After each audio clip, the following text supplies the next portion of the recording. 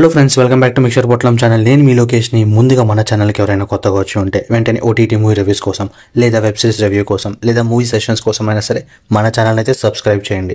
ఈ రోజు movie review వచ్చేసి సోనీ లివ్ లో తెలుగు రిలీజ్ అయిన రేఖా చిత్రం. మూవీకి చాలా మంది మంచి హైప్ అయితే ఇచ్చారు. సో మూవీ చూశాక నా ఒపీనియన్ వచ్చేసి బాగుంది.